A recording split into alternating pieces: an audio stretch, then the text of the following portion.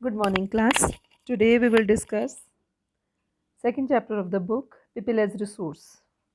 As you know, in the previous chapter we had learned the factor of production. In that particularly we had seen like the factor of production is land, then labor, then physical capital. And after that we left the chapter over human capital. So basically in this chapter we have to learn what is human capital or why people is called as a resource. So I take you to the previous class where we had learned about the resource and all the book was based on resources. So here if we categorize the resource, we say that resource are of three types, that is natural resource, man-made resource and human resource.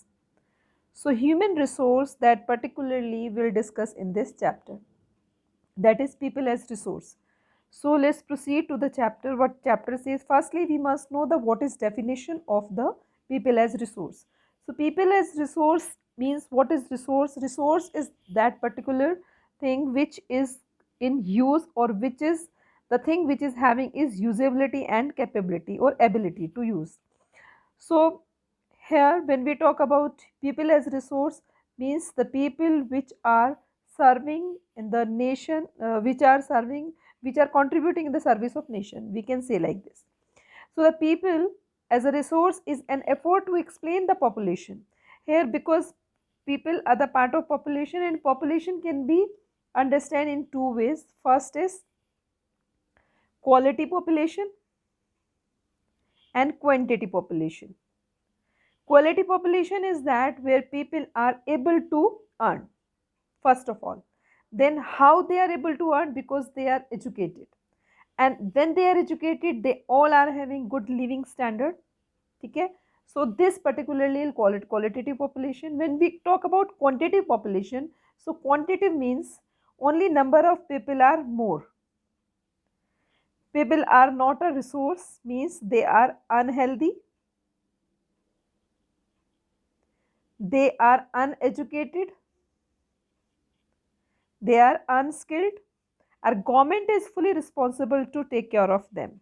Means like in our country or developing country, we see that what the government do, the government do many things for the population.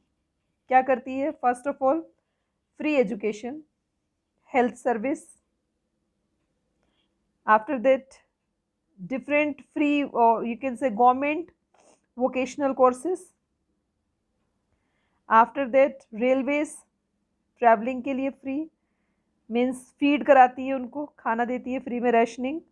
ठीक है, उसके बाद अगर हम और भी बात करें तो बैंक में या और भी जगह पर क्या है, रोजगार दिलवाना, यानी एम्प्लॉयमेंट गवर्नमेंट सेक्टर को डेवलप करती है जिससे कि more and more people can come. ठीक है, दे कैन डू और they can take the help from the government sector. So this is about the government what do if the population is quantitative. ठीक है, qualitative है तो अपने आप सब कर लेंगे. So let's see, the people as resource is an effort to explain the population as an asset for the economy rather than the liability. वो asset होने की वजह से क्या है, it is not the asset, तो then it will be liability, responsibility. If it is an asset, तो no need of spending much money over the population. So population becomes human capital when there is investment is made on the education, training and medical care. It becomes human resource when all these three things are taken care of by the government. So in fact, human capital is the stock of the skill and productive knowledge imbibed with them. So human capital क्या है? Skill. Productive knowledge means they can make money.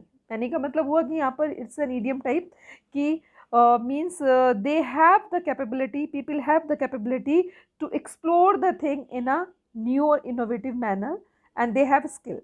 So people is a resource in the way referring to the country's working people in terms of their existing productive skill and abilities. Looking at the population from this productive aspect emphasizes its ability to control to the creation of gross national product. Means whenever we talk about this population and in the productive aspect, so it emphasizes the ability to, is emphasized means productive population means is working, is skillful, the ability to contribute the creation of national product. National product means definitely contributing enhancing the per capita income of the country, and like other resources, population also refers as human resource. This is positive side of the larger population that often overlooked when we look only to the negative side. Means basically, like when we talk about China and India, so larger side mean the people are large, number of people are very much here, population is large. But when we start counting them, the large population can do anything if it's a human resource when talking about. But we don't see the other negative aspect of that, considering only the problems providing the population to food. But simultaneously what happens if such kind of population is there, it's not mean ki to tackle a large populative country means the problem will come of providing food, education, access to health facilities, etc, etc. When existing human resource is further developed by becoming more educated and healthy in same country, if the population is like that, they are healthy, they are educated, they are healthy, they are educated, means health to facilities. When this existing human resource further develop human, that education and healthy, we call it a human capital. So whether the country is small and big or large, it can be understand the people by the people. So add to the productive power in country just like the physical capital formation, means the population will be able to grow in physical capital formation. Physical capital you read in the previous chapter, so can understand. Secondary means economic activities like industrialization and other development can be understand. If you have seen that farmer who is growing by the traditional method, the grain or doing cultivation will be different from the person who is technically or a skillful farmer and is multiplying the production from his field. So investment in human capital through education and training, medical care yields to uh, return just like an investment in physical capital. As you have seen in the chapter, because we are connected with our first chapter, you have seen in agriculture what happened there. The person who is doing by traditional farming and the person is doing by the modern farming. So what happened, we have seen traditional farming se kya tha, production was not increase, no increment, and when we saw about the modern farming method, it increased. Reason behind, technology can be adopted by the people. So this can be seen directly from the higher income earned because of the high productivity of the more educated and better trained person, as well as the higher productivity of healthier people. Now we can understand by this particularly two aspects we have. Firstly, if a person is highly educated, so highly earning means a person is lower educated to lower earning. Reason behind, high earning, high education, standard of living will be higher, yeah, standard of will be lower. So this will happen if a country people are not healthy, not educated. Now you will say, what is the reason behind healthy and educated? What is the combination of, or what is the relation between healthy and educated people? Because when people are earning means they are well educated. Well, they are educated, must be they healthy. If they were not healthy, they could not get the proper education. By these two things we can understand by the coming stories. So here the reference is given of green revolution. We have seen because of advancement, because of modern farming method, farmer was able to grow or to increase the productivity from the same land. And same when we talk about the service sector, in IT we are growing because of skill and education, human resource. So now here the comic picture is given before you. What is human resource? Is it labor? No, it is more than that. When we talk about what is human capital, so it is money or rupee? No, it is more than that. Means capital, what is capital? Capital become when they are multiplying the resources. So here again another paragraph is that not only more educated and healthier people gain through higher incomes, society also gain in other indirect ways, because advantages of more education, healthier population spread those also themselves not directly educated or healthcare.